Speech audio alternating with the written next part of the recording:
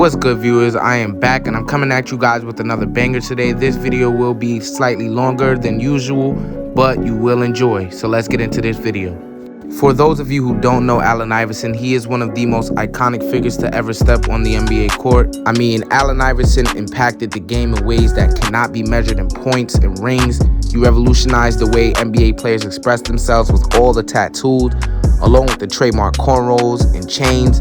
AI brought hip-hop culture to the league. Being drafted as a 6-foot guard definitely didn't put Allen Iverson in a situation where it was a cakewalk in the NBA for him. And that leads me to the point of, did Allen Iverson truly carry the 2001 76ers? Well, of course, there's a lot of opinions on this. Many people view Allen Iverson in an overrated light and claim that he did not carry the 2001 76ers. But if you take a close look at Allen Iverson's team, the first thing people look at is the points production from his other teammates. And when you take a close look at that season, Allen Iverson averaged 31.1 points per game, 4.6 assists per game on 42, 32, 81 splits, and won MVP that season. Then there's the Kembe Mutombo, who had already won 3 Defensive Player of the Years up until that point, and won it again in 2001 that year. He was also the reigning rebound champion. He led the league in rebounds from 1999 to 2001. This Sixers team had a record of 56-26, the #1 record in the East, and the 7th rated defense. So this factor leaves room for people to argue that Allen Iverson did not carry the Sixers team. That season, Allen Iverson had the highest usage rate in the league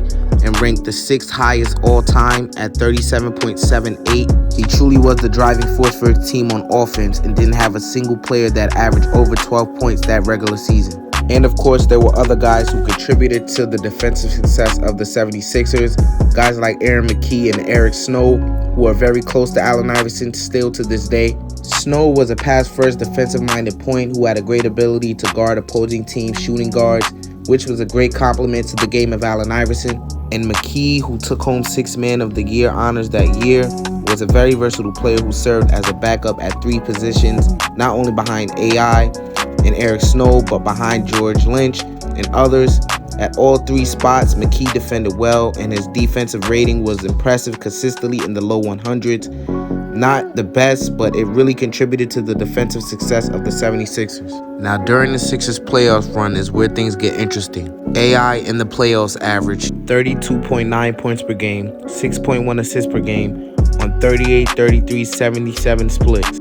And obviously those numbers aren't good because of the efficiency, but Allen Iverson was carrying this team on offense single-handedly, and when you look at it from that standpoint, those numbers could be far worse. Mckee, who was the 2nd highest scorer on the team in the playoffs, averaged 14.6 points, 5.3 assists, and 5.2 rebounds, while the reigning Defensive Player of the Year and rebound leader, Kembe Mutombo, averaged 13.9 points and 13.7 rebounds and 3.1 blocks. Of course, leading the team in rebounds and blocks. Mutombo was outstanding in his role, but of course he was no major help on offense, although there was no question that he was the 2nd best player on this team. Now, as I was searching for reasons why people may say Allen Iverson did not carry the 76ers team, I stumbled upon a website called aminoapps.com, and it stated a lot of good points, but it stated a lot of outlandish things, especially bringing up the controversial series between the Bucks and the 76ers, which wasn't outlandish at all, because this is the reason some people believe the 76ers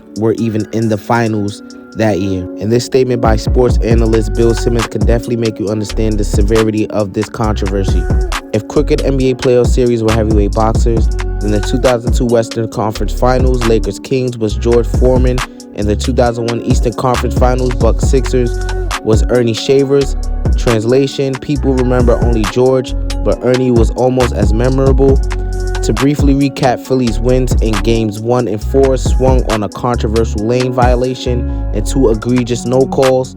The Sixers finished with advantages of 186 to 120 in free throws, 12 to 3 in technicals, and 5 to 0 in flagrant fouls.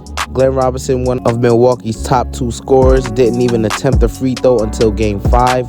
Bucks coach George Karl and star Ray Allen were fined and combined $85,000 after the series for claiming the NBA rigged it. In that game, Milwaukee's best big man, Scott Williams, was charged with a flagrant foul, but not thrown out, only to be suspended improbably for Game 7. The defining game when Philly stole a must-win Game 4 in Milwaukee despite an atrocious performance from Iverson's 10 for 32 shooting, helped by a 2-1 free throw advantage and a host of late calls. How one-sided was it?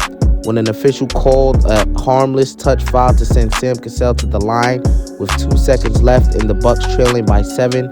Maybe the all-time we need to pad the free throw stats so they don't seem so lopsided after a call. The subsequent sarcastic standing ovation nearly morphed into the first ever sarcastic riot. And this was Milwaukee, the most easygoing city in the country. Nobody remembers this. The real loser was Allen, who exploded for 190 points in the series, including a record 9 3-pointers in do-or-die Game 6. Nobody remembers this either. Even I didn't remember it. Crap. Now this series really rubbed a lot of people wrong and leads people to believe that Allen Iverson wasn't the driving force on why his team made the finals, but the refs in that Eastern Conference Finals were. And I wouldn't disagree with that at all. It was definitely some funny business going on in that Eastern Conference Finals. But as a result of that happening, we got to see one of the most iconic moments in NBA history. And without further ado, here's Iverson, Lou the defender, stays right with him. Allen wants to go, wants the baseline, fade away, yes! He's way too good! He steps around Lou and drilled it, and the Sixers have scored 9 in a row! 7 straight points by Iverson, looked like he was dead in the water. The Sixers by 4, 40 seconds left. Of course, we all know in Game 1, Allen Iverson would score 48 points in a win over the Los Angeles Lakers with Kobe and Shaq. But ultimately, that would be the only game they would win in this series. They would lose this series in 5 games. AI averaged 35.6 points on 40% shooting from the field and 28% shooting from 3. And Kembe averaged 16 points, 12 rebounds, and 2 blocks. But again, the efforts of this team wasn't enough for the overwhelming offense of Shaquille O'Neal and Kobe Bryant. But to cap this video off, I gotta state that just because Allen Iverson didn't carry the team on both ends of the floor does not mean he did not carry this team. He most definitely kept his team in a lot of games with his scoring outings and led his team in scoring throughout the entire season. AI may not have carried his team on defense, but he most definitely carried his team on offense, and him and his teammates were able to coexist to get to the NBA Finals. That's pretty much it. Follow me on Facebook, Twitter, and Instagram, and thank you for watching.